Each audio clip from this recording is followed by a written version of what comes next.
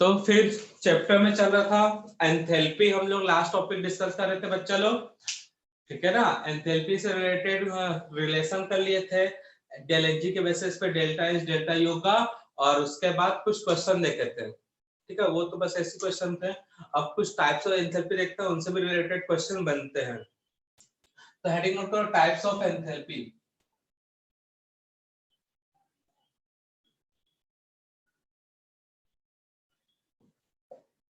Heading note करो, types of enthalpy.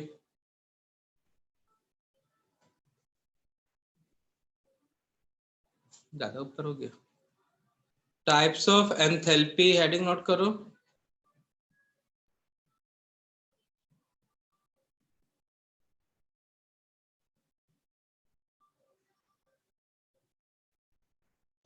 Heading note करो, types of enthalpy in different phase and chemical reaction. एक एक करके discuss करते हैं बच्चा लोग। फिर तो कुछ फिजिकल प्रोसेस है। Standard enthalpy of fusion, enthalpy of fusion, ठीक है। स्टार्टिंग में 2-4 में डेफिनेशन नोट करेंगे बच्चा, हम करवाएंगे, मतलब बाकी सब लोग तुम लोग खुद बना लोगे। सेकेंड हम लोग डिस्कस करने वाले हैं, पहले जो इम्पोर्टेंट है उनको। Standard enthalpy of vaporisation,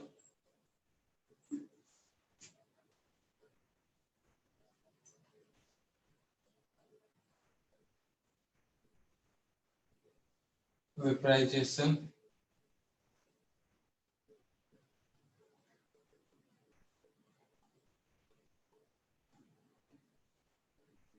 third, standard enthalpy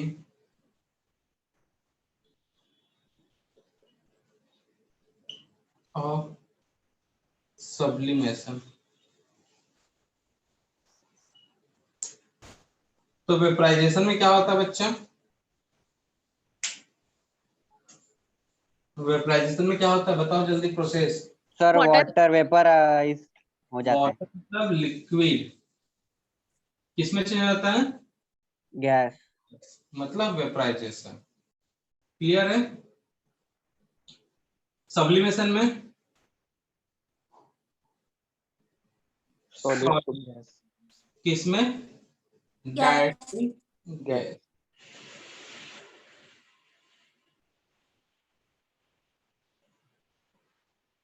directly change हो जाए गैस में।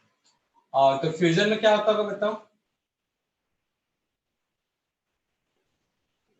सर गैस लिक्विड में,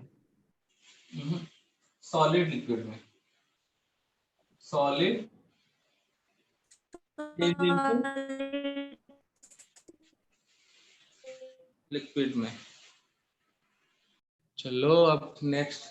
हाँ, तो standard enthalpy of fusion, fusion मतलब सॉलिड चेंज होगा किसमें, लिक्विड, लिक्विड किसमें चेंज होगा, गैस, तो वेपराइजेशन। और सॉलिड डायरेक्टली चेंज हुआ गैस में, तो सब्लिमेशन।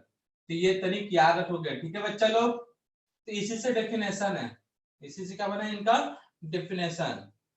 एंथैल्पी चेंज होता है कब, जब सॉलिड लिक्विड में चेंज हुआ तब। तो उस एंथैल्पी को क्या कहेंगे बच्चा, standard enthalpy change of fusion. जब लिक्विड चेंज होगा गैस, तो उस समय एंथैल्पी चेंज क्या कहलाएगा, standard enthalpy change of vaporization. जब सॉलिड किसमें चेंज आएगा, गैस में, तो उस समय एंथैल्पी चेंज क्या कहलाएगा, standard enthalpy change of sublimation. Clear है। लेकिन ये सब कहां पे, 8 एसटीपी, क्या होगा यहाँ पे 8 एसटीपी। ये भी क्या होगा 8 एसटीपी, स्टैंडर्ड के लिए एसटीपी लोगे, 8 एसटीपी। क्लियर है बच्चा। अब यहाँ पे और स्टैंडर्ड के लिए एसटीपी, और ये क्या होना चाहिए 1 मोल, बनने वाला भी कितना होना चाहिए 1 मोल, ये 1 मोल, ये भी कितना होना चाहिए 1 मोल, 1 मोल, अगला ये भी कितना होना चाहिए 1 मोल। तो डेफिनेशन क्या होगा, when 1 mole solid change into, किसमें चेंज होगा बच्चा, 1 मोल liquid, to one more liquid. कब? At STP. Then the change in enthalpy. Then at the time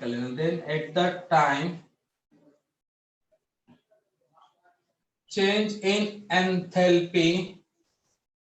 At the time change in enthalpy is called. Then at the time change in enthalpy is called. क्या कहेंगे भाई? बोलो.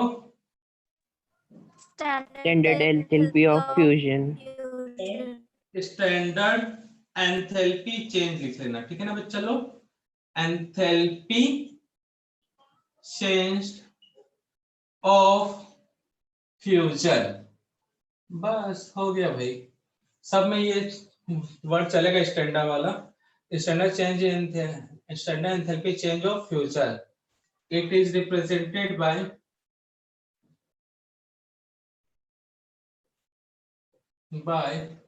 Enthalpy के लिए delta H, standard के लिए not, ठीक है ना. फ्यूजन का FUS. क्लियर है बच्चा लोग? तो ये हो गया इसका डेफिनेशन. तो बच्चा नीचे वाला का डेफिनेशन क्या होगा बताओ. when one mole liquid change into, किसमें चेंज होगा? 1 mole gas. Very good. 1 mole gas कब?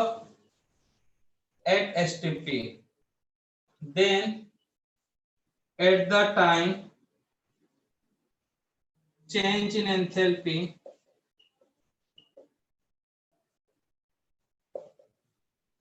is called. क्या कहेंगे बच्चा?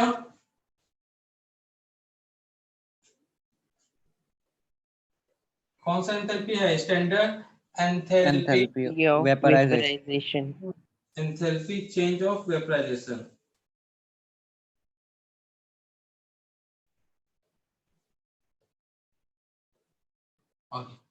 रिप्रेजेंट किससे करते हैं? सिंबल डायरेक्टली लिख लेता हूं.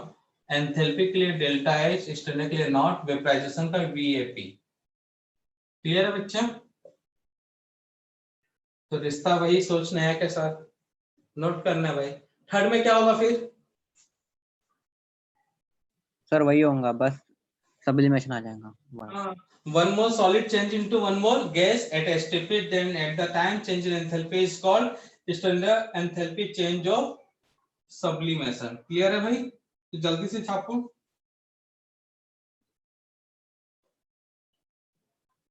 1 mole solid change into 1 mole gas at STP, then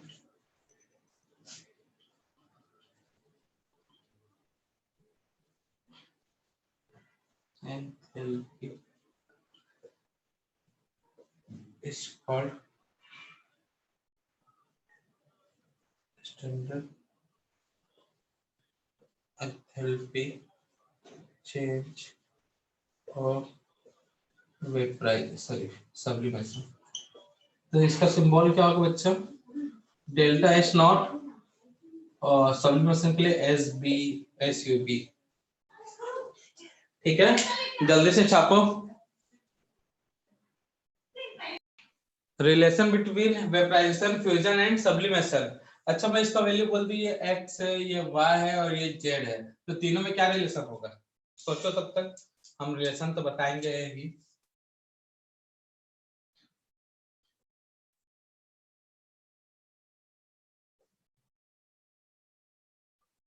क्या रिलेशन होगा, कोई बता सकता है?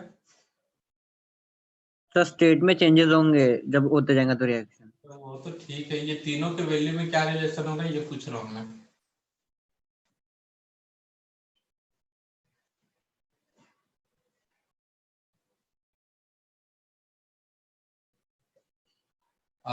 अब तो हिंट मिल गया होगा ना? अभी भी नहीं मिला है.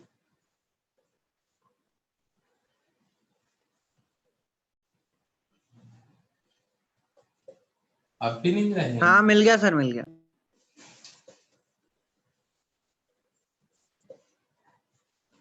तो क्या होगा भाई, तो यहां से सॉलिड से, एक मिनट रिकॉर्डिंग ऑन है। तो हम लोग क्या कर रहे हैं, सॉलिड से लिक्विड में जा रहे हैं, मतलब फ्यूजन। लिक्विड से गैस में जाते हैं मतलब वेपराइजेशन, और सॉलिड से सीधा गैस में पहुंच गए तो sublimation. Enthalpy of sublimation is equal to vaporization plus, चलो पहले फ्यूजन कर लेते हैं, फ्यूजन प्लस वेपराइजेशन। तो ये रिलेशन क्लियर है कि रटना पड़ेगा एकदम? क्लियर है सर। क्लियर है सर। तो ये हो गया। अच्छा, एक न्यूट्रलाइजेशन प्रोसेस होता है, उसमें क्या होता है? Acid plus base give salt plus water. तो एक वो भी है, standard enthalpy change of neutralisation.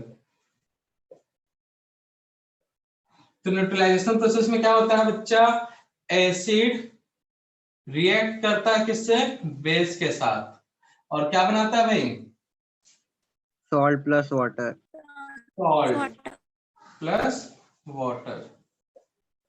Clear है?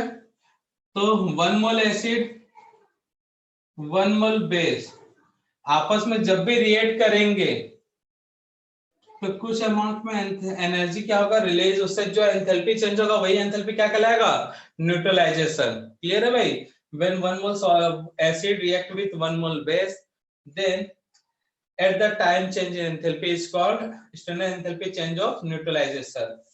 ठीक है ना? इसका फॉर्मूला क्या मतलब सिंबल क्या होगा न्यूट्रलाइजेशन के लिए, NEU। ठीक है, तो बताओ बच्चा लोग, क्लियर है? ये क्लियर है कि नहीं? डेफिनेशन बनाना पड़ेगा कि बना लोगे? बना लेंगे सर। चलो फिर नोट करो, इंपॉर्टेंट बातें हम नोट करवा देंगे, नोट करके इसके बारे में डेफिनेशन तक कंप्लीट करो जल्दी। बोल भी देते हैं डेफिनेशन क्या होगा भाई, वैसे ही है। 1 मोल एसिड रिएक्ट विथ, पहले स्टार्ट में when 1 mole acid react with 1 mole base at STP. कहां पे बच्चा, at STP, then at the time change in enthalpy is called standard enthalpy change of neutralization and it is represented by फलाना symbol. जल्दी से note करो, question इससे नहीं आते, इसके नोट से बनेंगे। ठीक है ना, बोर्ड के क्वेश्चन इससे बन जाएंगे, नोट कर लो। और ऐसे 11 बोर्ड में एंड सीबीएसई बोर्ड में है, लेकिन जो स्टेट बोर्ड वाले हैं वो 12th में पढ़ेंगे ये चैप्टर। ठीक है ना, स्टेट बोर्ड वाले, तो याद रखना भैया, इंपॉर्टेंट है ये चैप्टर बोर्ड वाले के लिए। हाँ, तो फिर standard enthalpy change of neutralisation, तो 1 mole acid react with 1 mole base, when 1 mole acid react with 1 mole base at STP, then the enthalpy change is called enthalpy standard enthalpy change of neutralization represented by delta H naught NEU। Neutralization कर दिया गया है। सबसे पहले acid base का reaction होता है exothermic. ठीक है ना, इट इज एक्सोथर्मिक प्रोसेस। इसी चैप्टर में पढ़ेंगे एक्सोथर्मिक एंडोथर्मिक कैसे पता चलता है। ठीक है ना, पता कैसे चलता है याद रखना पड़ेगा। It is exothermic process and delta H equal to negative. क्यों नेगेटिव होता है ये समझ में आ जाएगा जब पढ़ेंगे एंडो एक्सोथर्मिक। एंथैल्पी का ही टाइप है वो, रिएक्शन के बेसिस पे। It is exothermic process. Clear है? ये याद रखना पॉइंट। अब सेकेंड पॉइंट सबसे ज्यादा इंपॉर्टेंट, एकदम रटा होना चाहिए।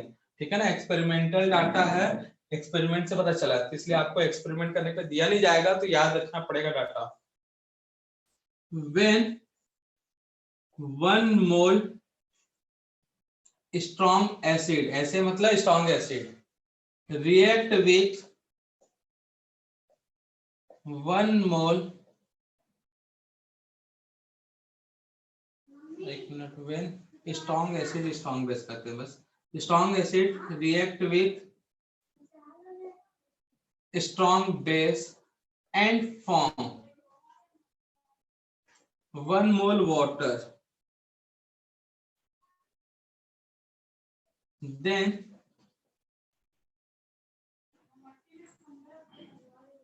enthalpy of neutralization, standard enthalpy of neutralization minus 57.1 kilojoule per mole.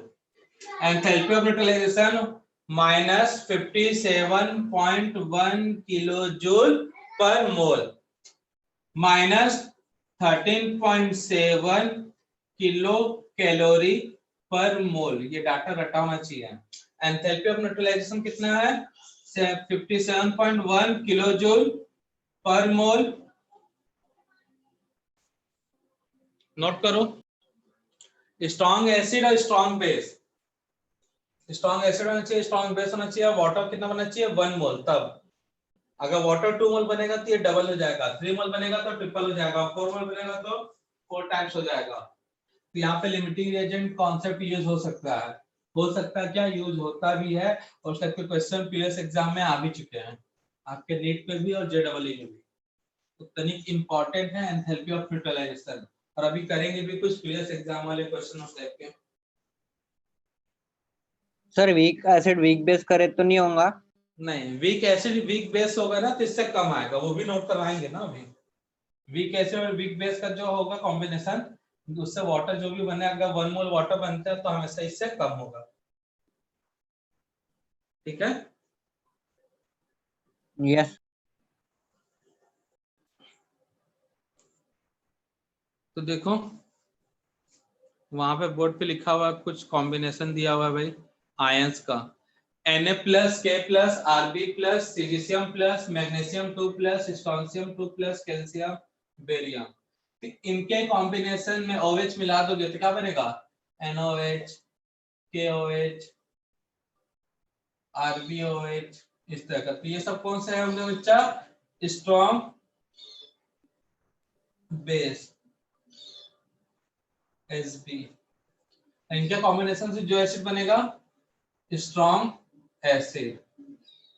ठीक है ना? ऐसे तो इनके कॉम्बिनेशन से ये जब आपस में रिएक्शन करेंगे तो बनेगा क्या? Salt plus water. ठीक है? तो strong acid strong base react करेंगे तो क्या बनेगा? Salt, strong acid strong base का ऐसे Sb सॉल्ट प्लस वाटर। अब वाटर कितना मोल है? 1 मोल अगर है तो एनर्जी कितना आएगा? एंथैल्पी कितना होगा बच्चा? minus 57.1 57.1 किलोजूल पर मोल। क्लियर है? 57.1 किलोजूल पर मोल। तो ये रटा होना चाहिए, ये याद रखना भाई कौन से स्ट्रॉन्ग एसिड है, कौन सा स्ट्रॉन्ग बेस। और उसके बाद कोई भी कॉम्बिनेशन लोगे, कौन कौन सा कॉम्बिनेशन में हो सकता है भाई? When strong acid weak base. एक कॉम्बिनेशन और क्या हो सकता है बच्चा? Weak acid strong base. और कॉम्बिनेशन क्या हो सकता है भाई? Weak acid weak base.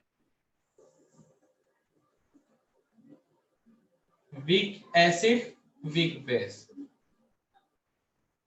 when strong acid strong base strong acid weak base, weak acid and strong base, weak acid and strong weak base react to each other and form salt with 1 mole water। ठीक है ना? then enthalpy of neutralization always less than 57.1 kilojoule पर मोल और minus 13.7 kilo calorie पर मोल। ठीक है बच्चा लोग, नोट डाउन कर लो। तो सॉल्ट है वो ऐसे Sb, जिसमें स्ट्रॉन्ग एसिड स्ट्रॉन्ग बेस है।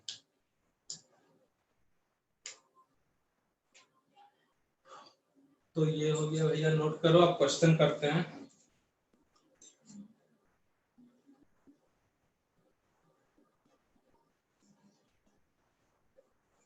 नोट किए सब कोई लोग? Yes. तो क्वेश्चन नोट करना, how many mole of,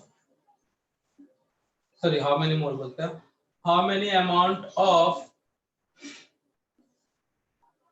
heat released, how many amount of heat released in given chemical reaction, how many amount of heat released in given chemical reaction, HCl plus NaOH equal to NaCl plus water। जब answer पूछा जाए तब बताओगे। 1 mole HCl react with 1 निकलता, 2 mole HCl react with 2 mole NaOH।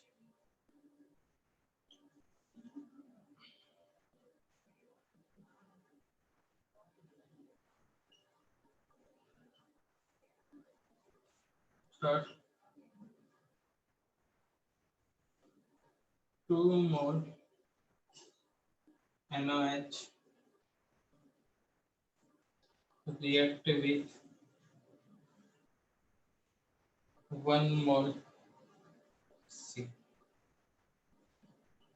तो third वाले में आ गया लिमिटिंग रीजन का मिलता जुलता कॉन्सेप्ट वाला क्वेश्चन, वो मिलता जुलता है क्या, लिमिटिंग रीजन से हो गया क्वेश्चन। चलो बताओ सॉल्व करके आंसर। सब में एंथैल्पी चेंज मतलब कितना हीट रिलीज होगा। चलो देखो, अब जिसे बनना था बन जाता भाई। क्वेश्चन को मैंने ठीक से कर दिया, थोड़ा स्पेस बढ़ा दिया। अरे दिख रहा है भाई, वाटर यहाँ कुछ नहीं तो 1 मोल, 1 मोल वाटर बना मतलब कितना एनर्जी रिलीज होगा, delta H Minus neutralisation 57.1 kilo joule पर मोल। अब आपकी मर्जी, किलो कैलोरी में पूछा तो कैलोरी में दो आंसर, जूल में पूछा तो जूल में। अब लिखा है बच्चा ये 1 मोल, यहाँ पे लिमिट ये 2 मोल है, ये 2 मोल है, तो भैया ये 1 मोल है, ये भी 1 मोल, तो ये बन रहा है 1 मोल वाटर। तो जाहिर सी बात है अगर ये 2 मोल होगा, ये 2 मोल होगा, अगला भी 2 मोल बनेगा। 1 मोल पे 1 मोल पे 57.1 है, तो 2 मोल पे कितना होगा, उसका डबल हो जाएगा भाई। 3 मोल होगा तो ट्रिपल हो जाएगा। लॉजिकली है भाई, ये 1 मोल, ये 1 मोल तो अगला भी 1 मोल बन रहा है रिएक्शन के अकॉर्डिंग। अकॉर्डिंग टू रिएक्शन जाती है 2 मोल, ये 2 मोल, तो प्रोडक्ट भी हमारा वाटर 2 मोल बनेगा। तो 2 मोल वाटर तो न्यूट्रलाइजेशन एंथैल्पी डबल हो गया भाई। यहाँ पे अब ये 1 मोल है, ये 1 मोल है, तो ये 1 मोल बन रहा है, तो पहले पता चल जाएगा ना दोनों का मोल तो सेम है नहीं। तो लिमिटिंग रिएजेंट देखो, तो यहाँ पे लिमिटिंग रिएजेंट क्या है भाई, बताओ। HCl. लिमिटिंग रिएजेंट क्या है भाई, स्टोइकियोमेट्रिक से डिवाइड करते तो मोल को, तो Cl आएगा यहाँ पे HCl। तो HCl का कितना मोल है, 1. 1 मोल। तो देखो यहाँ पे HCl है 1 मोल, वाटर कितना बन रहा है 1 मोल, 1 मोल HCl gives 1 मोल वाटर। और जब 1 मोल वाटर बन जाता है एंथैल्पी ऑफ न्यूट्रलाइजेशन कितना होता है, Minus 57.1. 57 kilo joule. कितना कॉम्प्लिकेटेड क्वेश्चन था। इस टाइप के क्वेश्चन बनते हैं यहाँ पे। अगर यहाँ पे लिमिटिंग रिएजेंट NaOH रहता तो उसके हिसाब से चलता, यही तो था बस। तो थर्ड वाले में लिमिटिंग रिएजेंट पहचाना था, लिमिटिंग रिएजेंट के हिसाब से क्वेश्चन होता। यहाँ 1 मोल दिया और ये कितना दिया है 2 मोल। मैंने रिएक्शन को देख के लिखा था 1 मोल 1 मोल, ये क्वेश्चन में दिया है HCl का मोल 1, तो इसलिए ये लिमिटिंग रिएजेंट होगा। पता चल गया, उसके बाद सॉल्व कर लो भाई। तो कोई कॉम्प्लिकेटेड क्वेश्चन, कॉम्प्लिकेटेड था भाई सॉल्यूशन इसका। इसी में एक नेक्स्ट क्वेश्चन फोर्थ ले लेते हैं भाई। 1 2 3 हो गया। फोर्थ क्वेश्चन ये दिया है 250 ml ऑफ 1 मोलार और ये दिया है 250 ml ऑफ 2 मोलार। तो बताओ हीट ऑफ न्यूट्रलाइजेशन कितना बनेगा?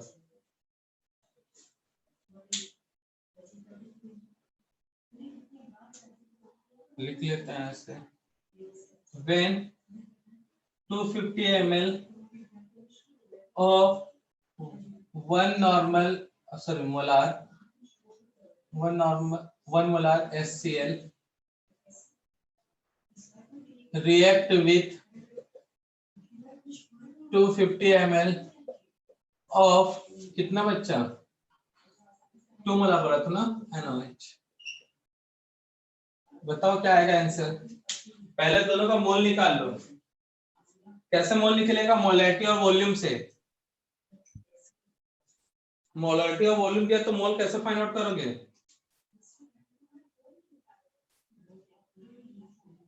देखो होशियार लोग, मोलैरिटी वॉल्यूम दिया मोल नहीं पता। अरे भगवान लोग, मोलैरिटी इज इक्वल टू क्या पढ़ोगे रे तुम लोग? Mole upon volume. अगर वॉल्यूम ml में है तो डिवाइडेड बाय 1000 जो कि ऊपर जाता है। क्या पढ़ोगे रे तुम लोग? बताओ तो। ऐसे ही पढ़ोगे? ऐसे ही JEE और नीट क्वालिफाई करोगे? चलो अगर पानी कहीं है तो डूब मरो उसमें, पागल लोग। तो मोल क्या होगा? Molarity into volume divided by 1000। तो mole of HCl, mole of NaOH, कितना मोल है HCl का? Molarity 1, volume 250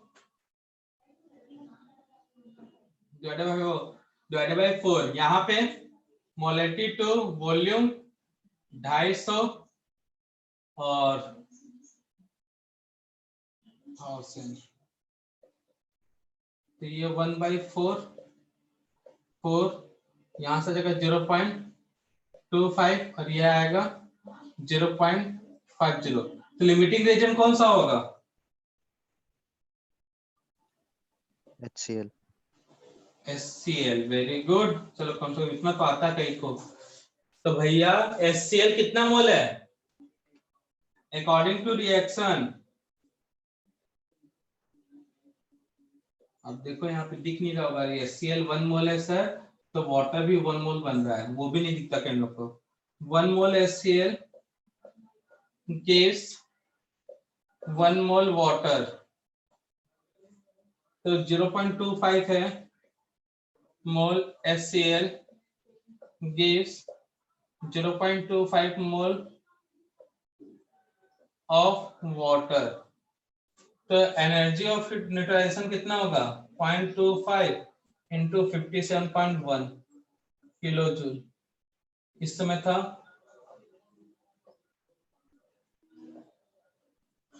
57.1 kilo joule. हो गया भाई। तो भैया ml में दिया तो मोलैरिटी निकाल, मोलैरिटी दिया है, नॉर्मलिटी दिया, तो उसे मोल पता होना चाहिए। मोल पता हो गया तो मोल HCl निकल गया डाटा से NaOH, वो निकल गया तो फिर लिमिटिंग रीजन बन जाएगा। लिमिटिंग रीजन बन जाएगा तो रिएक्शन देखकर सॉल्व कर लो। तो इस तरह से सॉल्व हो गए क्वेश्चन। तो इंपॉर्टेंट है एंथैल्पी ऑफ न्यूट्रलाइजेशन, उससे क्वेश्चन बहुत आ चुके हैं एग्जाम में, तो याद रखो ये सिंपल से क्वेश्चन है, इससे कर लोगे सब। और बस आज इतना ही देखते हैं बच्चा लोग। किसी को कोई दुख दर्द कोई तकलीफ है तो बताओ।